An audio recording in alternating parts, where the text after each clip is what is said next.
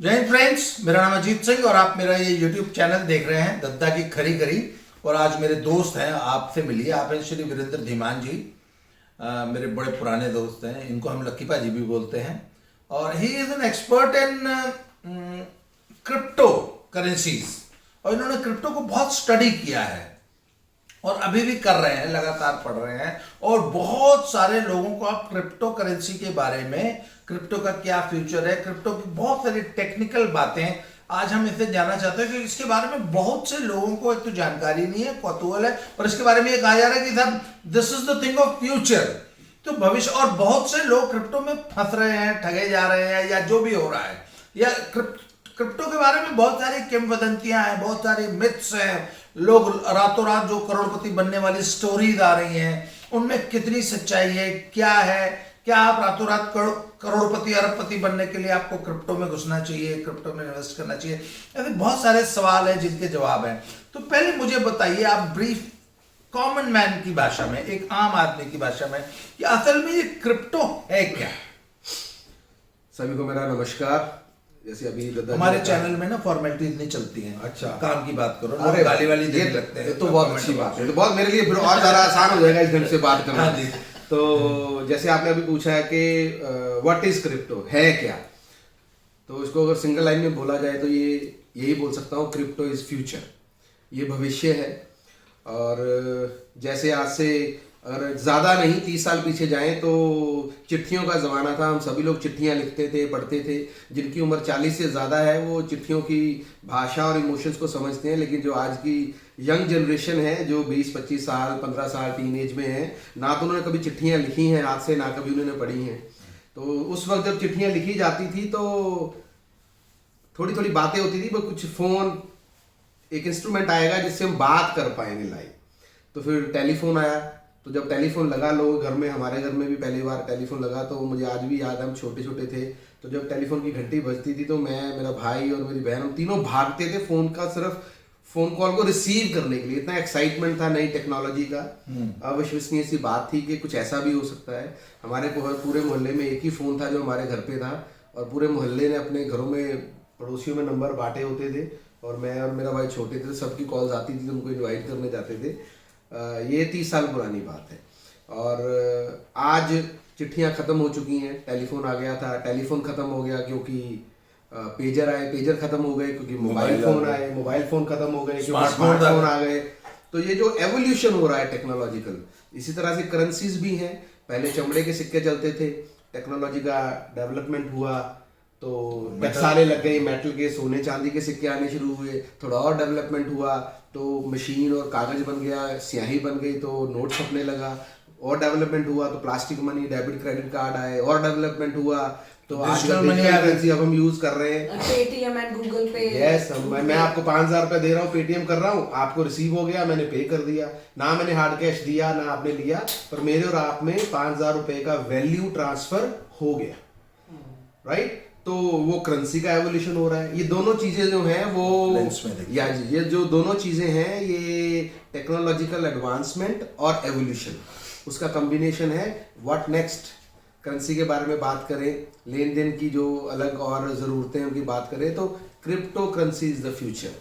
हालांकि बहुत सारे देशों में इसको मान्यता देनी शुरू कर दी है एज द लीगल टेंडर, कुछ देशों ने इसको मान्यता दे दी है। अभी जो बड़ी इकॉनमीज हैं वो भी विचाराधीन है, उसके बारे में सोच रहे हैं। इंडिया में इसको एसेट क्लास में रखने के लिए अभी बिल बना है, उसको पास करने के बारे में प्रोसेस में है, जल्दी उसके बारे में भी जानकारी मिल जाएगी। तो बहुत सारी कंट्रीज में इसको ऑलरेडी करेंसी की तरह यूज किया जा रहा है, बहुत सारी कंट्रीज अब इसको एसेट क्लास में रखेंगे, पर ये आने वाले समय में आम लोगों के लिए लेन देन का बहुत अहम हिस्सा होगा, करेंसी की शक्ल लेगा जल्दी, हम ये उम्मीद कर रहे हैं। और इसके साथ साथ ही इन्वेस्टमेंट के लिए बहुत बड़ा ऑप्शन है, जिसमें रिटर्न्स बहुत हाई हैं, ये इसमें कोई शक की बात नहीं है। इसमें बहुत ज़्यादा, ये बहुत वॉलेटाइल मार्केट है, इसमें अप डाउन्स बहुत होते हैं। तो जो निवेशक है, जो पैसा लगाना चाहते हैं, उनको अच्छे से जानकारी होनी चाहिए, उनको समझ आना चाहिए क्रिप्टो करेंसी क्या है, इसमें कैसे एंटर करना है, कैसे सेफ प्ले करना है, कैसे इन्वेस्ट करना है। उसमें बहुत सारी अलग अलग ऑप्शंस हैं कि आप क्रिप्टो करेंसी में किस ढंग से एंटर कर सकते हैं।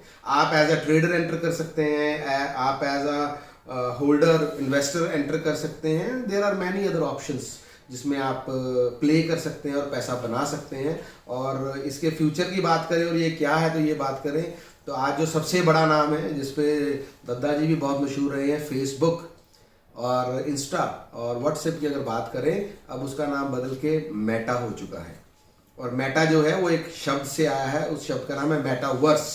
मेटावर्स एक टेक्नोलॉजी है जो ब्लॉकचेन पे है और पूरी दुनिया अब इस मेटावर्स में एंटर कर रही है। और फेसबुक लोगों को जोड़ने का सबसे बड़ा माध्यम है। और अगर फेसबुक ने खुद को एक मेटा कंपनी की तरफ डाइवर्ट कर दिया है, उसको उसमें तब्दील कर रहे हैं, तो बाकी दुनिया को तो इसके बारे में सोचना ही पड़ेगा। So crypto is the future. नहीं तो अब ये बताइए ना एक चीज मुझे ये बताइए, ये ब्लॉकचेन आपने बोला, ये ब्लॉकचेन टेक्नोलॉजी क्या है? इंटरनेट के प्लेटफॉर्म पर देखिए जो सबसे बड़ी दुनिया की इन्वेंशन रही है, जैसे जी जी मैंने अभी पूछा है मुझे कि ब्लॉकचेन क्या है। जो मानव जाति की जो सबसे बड़ी इन्वेंशंस रही हैं उसमें से आग, पहिया, जहाज, ये बहुत अहम मानी जाती रही, जिससे मनुष्य बहुत तेजी से आगे बढ़ा। उसके बाद इंटरनेट, अब इंटरनेट, अब इंटरनेट में भी तो एवोल्यूशन हो रहा है।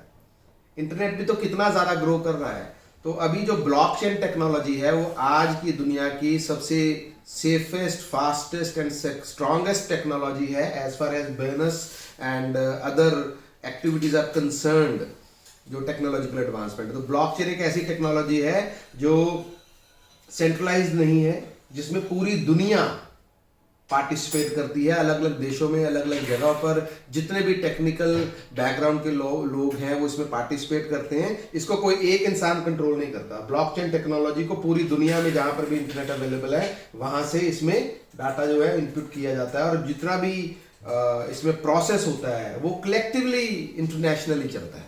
तो ये जो क्रिप्टो करेंसी है ये बेसिकली ब्लॉकचेन टेक्नोलॉजी की वजह से वजूद में आई। जी बिल्कुल, जी बिल्कुल। पर अच्छा मुझे ये बताइए कि आज तक जो भी करेंसी थी वो पुराने जमाने से लेके आज तक, भाई पुराने जमाने में राजा के कंट्रोल में होती थी जी, वो करेंसी जारी करता था। आजकल रिजर्व बैंक ऑफ इंडिया और गवर्नमेंट्स जारी करती हैं। तो जो अभी तक जो ट्रेडिशनल करेंसी चली है इसको फिएट करेंसी बोलते हैं, रुपीस डॉलर, हाँ रुपीस डॉलर इत्यादि। परंतु क्रिप्टो जो है वो सरकार और सरकारी नियंत्रण के हाथ से निकल के आम पब्लिक, आम आदमी, जैसे वो ब्लॉकचेन टेक्नोलॉजी के नियंत्रण में जा रही है। तो कहीं ये एक ऐसा हम दैत्य तो नहीं बना रहे जो कल को बेकाबू हो जाएगा? आज तो सरकार जैसी मजबूत संस्था है ना, रिजर्व बैंक ऑफ इंडिया जैसी एक मजबूत संस्था इसको कंट्रोल करती है करेंसी को। कल को ये कंट्रोल इसको कौन करेगा? ये बहुत बड़ा चर्चा का विषय है। ये सवाल बहुत पेचीदा भी है, इसको समझना भी थोड़ा सा मुश्किल है, समझाना भी थोड़ा सा मुश्किल है, क्योंकि इसमें बहुत सारे डर भी शामिल हैं, बहुत सारी उम्मीदें भी शामिल हैं, बहुत सारे डाउट्स भी शामिल हैं।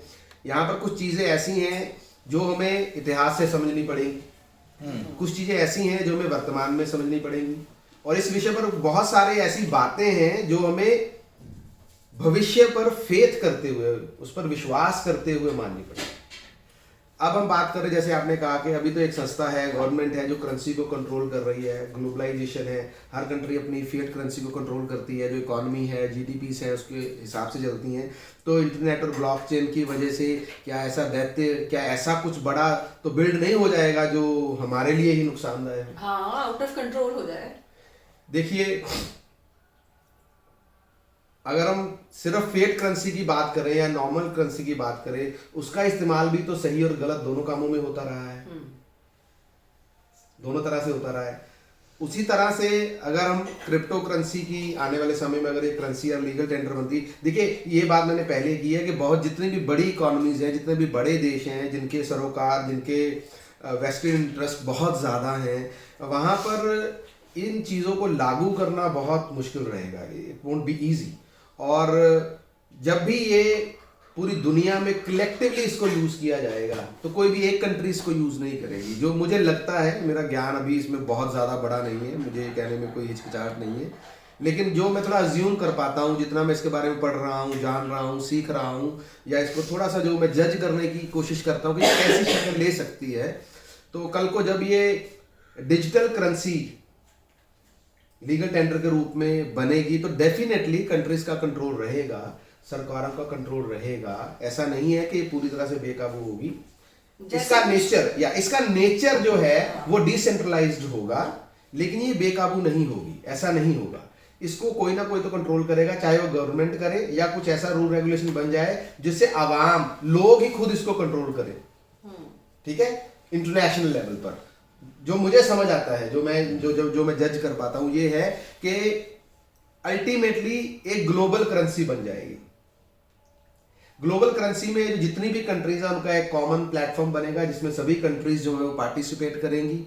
वहां पर एक सिस्टम बनेगा जो सभी को मान्य होगा। उसके आधार पर क्रिप्टो करेंसी का लेन देन और इसमें जो व्यापार और इकोनॉमी रन करेगी वो उसके हिसाब से चलेगी। बाकी ये भी अभी जैसे डॉलर में हो रहा है, अभी तो डॉलर्स में होता है ना। मैं आपको ये सब अभी होना है, देखिए, ये हम अज्यूम कर रहे हैं, ये भी होगा। मैं आपको एक पिछले 2-3 सालों में जो हम भारत में जो चेंज आया है, आज से 2-3 साल पहले अगर गांव में, देहात में या रूरल एरियाज में अगर आप चले जाए ना, बोले भैया हमने 100 रुपए का आपसे सामान लिया, तो हम उनसे पूछते थे पेटीएम से पैसे लोगे, गूगल से? बोले नहीं हमको कैश दो। हाँ। आज गांव इनके इंटीरियर इवन सब्जी बेचने वाले भी गूगल पे से, फोन पे से, पेटीएम से और डिजिटल यूपीआई से। अरे मूंगफली बेचने वाले जो सड़क पे मूंगफली। अच्छा, ये बात मैं आपको तो मनाली में मैं था, बाई चांस मैंने पिछले 2-3 सालों से बिल्कुल भी जो था प्लास्टिक मनी या वो बिल्कुल ही इस्तेमाल कर, मैं डिजिटल यूज करता हूँ।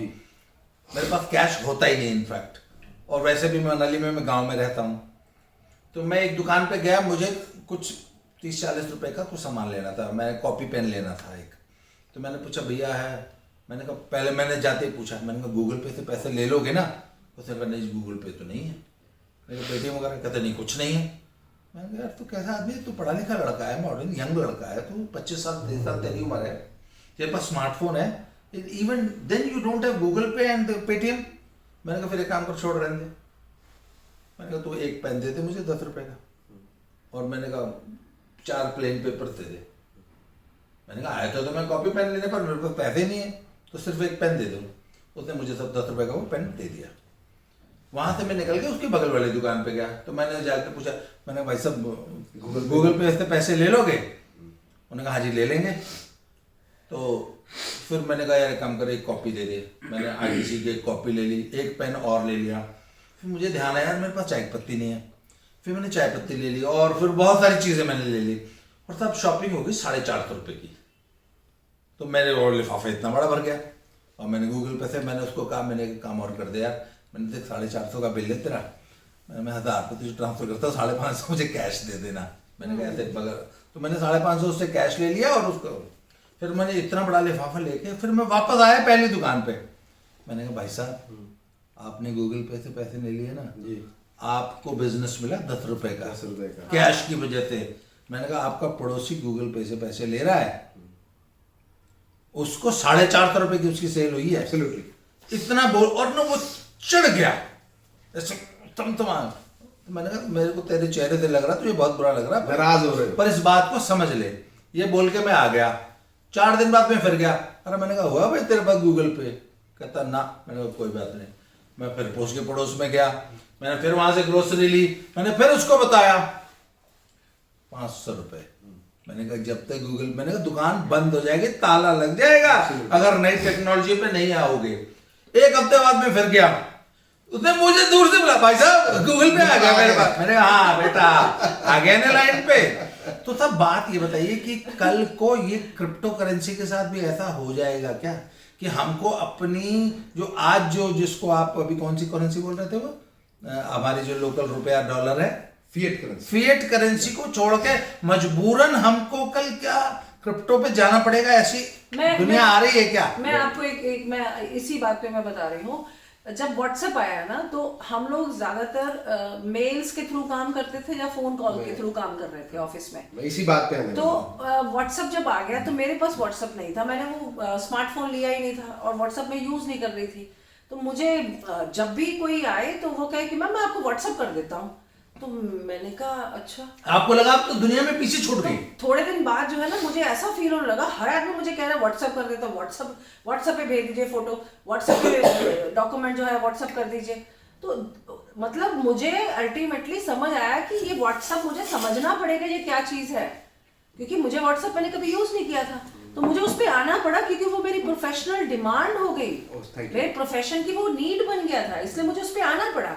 और फिर मैंने व्हाट्सएप जो है डाउनलोड किया और उसके बाद मैंने उसको यूज करना शुरू कर वापस दिया। हम क्वेश्चन पे आते हैं, टू कट यू शॉर्ट। तो क्या सर सचमुच कल को क्रिप्टो भी हमारी इसी तरह नीड बन जाएगी? बिल्कुल, ये बात मैंने जब इसी पिछले सवाल का जवाब दे रहा था शुरुआत में बोली थी कि हमें कुछ चीजें इतिहास से सीखनी पड़ेंगी। आज से जो मैम ने भी अभी बोला, आज से 10 साल पहले व्हाट्सएप और फेसबुक को यूज करना है कि नहीं करना है, ये हमारी चॉइस थी। आज मजबूरी है। आज ये मजबूरी है, क्योंकि अगर हम ये नहीं उसके बिना हम सर्वाइव ही नहीं कर सकते। हम आउटकास्ट हो जाएंगे सोसाइटी में। हाँ। अच्छा, दूसरी बात ये देखिए, मैं भी कोई ज्यादा टेक सेवी नहीं हूँ, मुझे भी टेक्नोलॉजी से कोई बहुत ज्यादा प्रेम नहीं है। मेरा बस चले तो फोन ऑफ रखूं, बाय नेचर ऐसा हूँ। और मुझे ज्यादा टेक्नोलॉजी को समझने में, पढ़ने में बहुत ज्यादा इंटरेस्ट नहीं रहा है कभी भी। अभी क्रिप्टो की वजह से ये मेरा इंटरेस्ट डेवलप हो गया है। अब मैं इसको स्टडी कर रहा हूँ। मुझे ये बात समझने में मुझे बहुत साल लग गए कि मुझे टेक्नोलॉजी फ्रेंडली बनना पड़ेगा अगर मैं सोसाइटी के साथ चलना चाहता हूँ। कल को मेरे बच्चे इतने एडवांस हो जाएंगे कि मैं तो उनसे कम्युनिकेट भी नहीं कर पाऊंगा। जैसे आज मैं अपने पेरेंट्स को, जो बुजुर्ग हैं, उनके साथ अगर व्हाट्सएप पे चैट करना चाहूँ तो वो नहीं कर पाता हूँ, क्योंकि वो व्हाट्सएप को लेकर के कंफर्टेबल नहीं है। हाँ। वो टाइप नहीं करते, मैं उनको कुछ भेज दूं तो वो पढ़ते नहीं है। पर एटलीस्ट वो स्मार्टफोन पर आ गए। अब धीरे धीरे उम्मीद कर रहा हूँ व्हाट्सएप पे मेरे साथ चैट भी करेंगे। तो जरा टाइम देख के बताओ कितना, उधर से देखो, उधर से। हाँ सर, प्लीज कंटिन्यू। जैसे अच्छा, आपने अभी बात की पेटीएम की। पेटीएम को यूज करना आज से 5 साल पहले तक चॉइस थी, आज मजबूरी है, क्लाइंट की भी और शॉपकीपर की भी। अच्छा सर, तो मुझे एक बात बताइए, आज एक नया बच्चा, एक नया एंटरप्रेन्योर या एक नई उम्र का लड़का, आज आप उसको सलाह देंगे कि उसको क्रिप्टो में थोड़ा बहुत इन्वेस्टमेंट करना चाहिए? 200% करना है। तो एक नया लड़का कैसे क्रिप्टो में इन्वेस्टमेंट शुरू करे, उसका सबसे पहले स्टेप वाइज उसको सिंपल तरीके से बता दीजिए जरा। सबसे पहले उसको क्या करना चाहिए? देखिए, क्रिप्टो में एंटर करने के लिए तो सबसे पहले आपको अपना एक अकाउंट बनाना होगा एक्सचेंज में। जो क्रिप्टो है, जैसे शेयर मार्केट में शेयर्स सेंसेक्स में और बीएससी और एनएससी में एक्सचेंज में मिलते हैं, उसी तरह से जो क्रिप्टो है वो भी एक्सचेंज में हमें लेनी होती है। तो इंडिया की अगर एक्सचेंज की बात करें तो वजीर एक्स एक्सचेंज है, one of the most popular, और भी हैं बहुत सारी अच्छी एक्सचेंजेस। और इंटरनेशनल बात करें तो बाइनांस एक एक्सचेंज है जो आज, आपने मेरा अकाउंट बाइनेंस में खुलवाया था, मैंने अपना अकाउंट बाइनेंस में, मेरा भी बाइनांस में है। बाइनांस है, हुबी ग्लोबल है, यूएसए। अच्छा, मान लीजिए बाइनेंस पे वो सिंपल अपने ईमेल आईडी से आप वो लॉग इन करके उसको डाउनलोड करके और वो अपना अकाउंट खोल लीजिए। वो आज का हर लड़का कर लेगा। अब सब बाइनेंस में खुल गया, उसके बाद अब क्या करना है?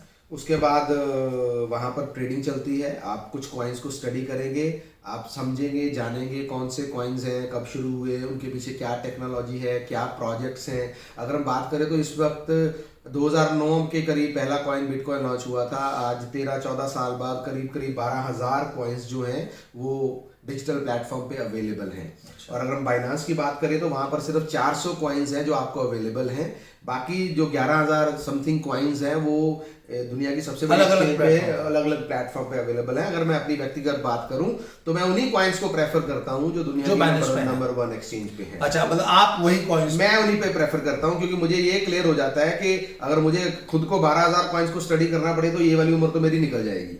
तो 12,000 में से बहुत सारा फिल्टर प्रोसेस यूज करके बाइनांस ने ऑलरेडी ऐसे कॉइन्स को प्लेटफॉर्म पे रखा है जो टेक्नोलॉजी बेस्ड कॉइन्स हैं, जो किसी प्रोजेक्ट पर बेस्ड कॉइन्स हैं, जिनमें किया गया इन्वेस्टमेंट आने वाले समय में टेक्नोलॉजीज में यूज होगा, नई इन्वेंशंस में यूज होगा, जिसका इस्तेमाल मैनकाइंड करेगी और सिविलाइजेशन और ज्यादा ग्रो करेगी। तो मेरा पैसा ऐसे कॉइन में जाना चाहिए, ऐसे इन्वेस्टमेंट में जाना चाहिए जो आगे फ्रूटफुल है। तो डेफिनेटली मेरा इन्वेस्टमेंट बढ़ेगा। तो बाइनेंस में अकाउंट खोलो, अपना कॉइन चूज करो और जो वो P2P जो है उससे बाय कर सकते हैं। P2P वो ये सारे ट्यूटोरियल्स आपको इजीली YouTube पे मिल जाएंगे। यस, या मैं आपका फोन नंबर दे दूंगा, अगर किसी को मैनुअल, अगर किसी को गाइडेंस चाहिए तो वो आपसे ले लेंगे। Yes, most welcome. अच्छा, अब जैसा कि आमतौर पे हम लोग जानते हैं कि there are 2 types of investors. एक बार आपने एक कॉइन लेके छोड़ दिया और 5-10 साल के लिए छोड़ दिया। जी बिल्कुल। कुछ लोग होते हैं जो डेली ट्रेडिंग करते हैं।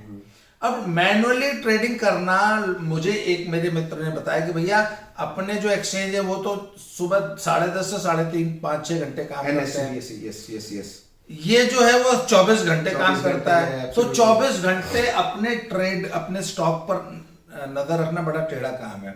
तो आजकल जो वो जो नई टेक्नोलॉजी आई है जिसमें एक रोबोट आपके लिए ट्रेडिंग करता है आर्टिफिशियल इंटेलिजेंस के, Absolutely। वो एक बहुत पॉपुलर तरीका हो रहा है और मैंने भी उसमें अकाउंट खोला है। जरा उसके बारे में बताइए कि how does that robot and that artificial intelligence का पूरा जो है वो कैसे हमको ट्रेडिंग में मदद करता है और उसके क्या फायदे नुकसान है। रॉयल क्यू ना, हाँ, रॉयल क्यू। मैं एक शॉर्टकट सी स्टोरी सुनाता हूँ। मेरे एक मित्र थे, वो 1.5 साल, बहुत प्यार है उनसे, वो 1.5 साल पहले उन्होंने मुझे इसके बारे में, क्रिप्टो के बारे में बताया। तो मैंने इंटरेस्ट नहीं लिया, टू बी वेरी ऑनेस्ट, क्योंकि मुझे समझ नहीं आ रहा था। मेरा खुद का मानना था यार ये तो हवा है, ना तो इसमें कुछ दिख रहा है, ना समझ आ रहा है, ना it's all virtual, it's all virtual. इसमें कुछ भी है ही नहीं है जिसकी जड़ें हो, कहाँ है कॉइन्स, कहाँ है, कौन कहाँ से बना रहा है, कैसे कहाँ से पैसा जा रहा है, कहाँ जा रहा है, कहाँ से आएगा, कुछ भी नजर नहीं आता था। तो फिर भी वो काफी लंबे समय तक रहे मेरे साथ। फिर एक दिन उन्होंने बोला कि मैंने तो ये थोड़ा सा अमाउंट लगाया था, तो ये 6 टाइम्स हो गया है 10 महीनों में। तो तब मेरे कान खड़े हुए, मुझे लगा यार अगर वो बता रहे हैं तो मुझे इसको जानना चाहिए। तो फिर मैं उनके पास गया, मैंने उनको कुछ छोटा सा अमाउंट दिया, मैंने कहा यार मुझे शुरू करवाओ। तो उन्होंने मेरा बाइनेंस में अकाउंट खोल दिया, कुछ कॉइन्स थे, कहते कौन से कॉइन्स लेने हैं, तो मुझे तो कुछ पता ही नहीं था। मैंने कहा भैया जो आपने ले रखे हैं वो मुझे ले दो। कहते कितने कितने ले दूं, तो मैंने कहा जितने जितने परसेंटेज में आपने लिए उतने परसेंटेज में मुझे ले दो। आपका पोर्टफोलियो बड़ा है, मेरे पैसे कम है, पर परसेंटेज उसका। मैंने उन पे फेथ किया, उन्होंने मुझे बाय कर दिए, मैंने ले लिए। मुझे ये बताने में बहुत खुशी होती है कि मैंने जितने पैसे लगाए आज रात को, अगले दिन सुबह उसमें से 60% पैसा कम हो गया। मार्केट डाउन आ गई। तो जब मैंने ऐसे फोन उठा के देखा, तो मैंने ऐसे देखा तो एकदम 100 रुपए के जो है 40 रह गए। 40 रह गए। ये क्या हुआ? तो मुझे कहा अरे भैया फ्रॉड हो गया, कोई ये कुछ गलत हो गया। पहला थॉट ये आया। फिर जिंदगी में बहुत धक्के खाए हैं, बहुत घाटे भी झेले हैं। दूसरा थॉट भगवान ने दिया कि वरिंदर धीमान, तुम एक मार्केट में उतरे थे सोच समझ के, तुम्हें पता था ये मार्केट अप डाउन होती है, पहला ही डाउन आया है, घबरा गए, be patient, be patient, be patient. तो धैर्य रखो। मैंने धैर्य रखा, मन को शांत किया, 2-4 दिन वेट किया, फ्रेंड को फोन किया, यार भाई वो तो कम हो रहा है। कहना हाँ जी भाजी आपने लगाए थे ना, अगले दिन मार्केट गिर गई। तो मैंने कहा अच्छा क्या करें? कहता भाजी वेट कर लो। मैंने 10-15 दिन वेट किया, तो उसके बाद मैंने फिर पूछा अब क्या करें? कहता सर थोड़ा सा और वेट कर लो। मैंने हफ्ता और वेट किया, मैंने फिर भाई क्या करें? कहता भाई अब तो मुझे भी नहीं पता क्या करें। तो मैंने कहा फिर आप ये बताओ कि इन मौकों पर जो इन्वेस्टर्स होते हैं वो क्या करते हैं? कहता भाई अब मैं आपसे, वो थोड़ा हिचकिचा रहा था, मेरा मित्र प्रेम था मेरा। तो मैं कहा भाजी बताओ क्या करें, क्या करना चाहिए, आप सजेशन दो, आप मुझसे सीनियर हो। तो कहते सर वैसे तो जो इन्वेस्टर होते हैं ना इस समय में और खरीद लेते हैं और ज्यादा पैसा डाल देते हैं क्योंकि माल सस्ता मिल रहा है। मैंने कहा अच्छा, पर मैं कहा ये तो ऑलरेडी घाटे में चल रही है और क्यों खरीदे? तो उसने बड़ा सिंपल सा लॉजिक दिया, कहते भाजी सेल लगी हुई है, 100 वाली चीज 60 में मिल रही है, ले लो। ये बात मुझे बहुत अच्छी समझ आई, क्योंकि हम सर्दियों की सेल में पंजाब में बहुत लगती है ना, तो 4000 रुपए वाली जैकेट 2000 रुपए में मिलती है तो बाय करते हैं। मैंने कहा बात तो ठीक है, कल को ये वापस 4000 की हो जाएगी। ये नहीं, ये 4000 की बिकी है 2 महीने पहले, हाँ। अभी 2000 की मिल रही है ना, सेल में आ गई है हमारे पास। डन। मैंने जितने पैसे लगाए थे अगले 1.5 महीने में उतने ही पैसे और लगाए, और उससे अगले 1 महीने में मेरा पैसा इक्वल होके प्लस 20% मेरा प्रॉफिट आ गया।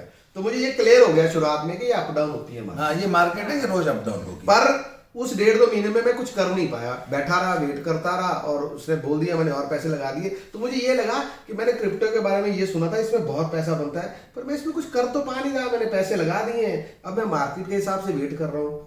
तो फिर मुझे समझ आया कि इसमें मैं एक इन्वेस्टर की तरह प्ले कर रहा हूँ, तो वो अच्छी बात है। लेकिन अगर थोड़ा जल्दी पैसा बनाना चाहते हैं और थोड़ा लाइवली रहना चाहते हैं तो मुझे इसे सीखना पड़ेगा। इसमें एवरीडे ट्रेडिंग करनी पड़ेगी। तो वो उसको स्टडी करने की कोशिश की, तो थोड़ा कॉम्प्लिकेटेड काम है, कॉइन्स को स्टडी करना है, मार्केट को स्टडी करना है, कौन सी साइट्स को स्टडी करना है, थोड़ा एक्सपीरियंस भी चाहिए, पैसा भी होना चाहिए। तो ये कॉम्प्लिकेटेड सा काम था जिसको थोड़ा समय लगने वाला था। उसी दौरान मेरे एक मित्र ने मुझे इनवाइट करके बताया कि भाई साहब क्रिप्टो का आप कर रहे हो कुछ? मैंने बोला हाँ मैं कर रहा हूँ, पर अभी मुझे कुछ ज़्यादा समझ नहीं आ रहा है उसमें। तो बोले उसके संबंधित एक प्रेजेंटेशन आप आइए, आपके लिए हेल्पफुल रहेगा।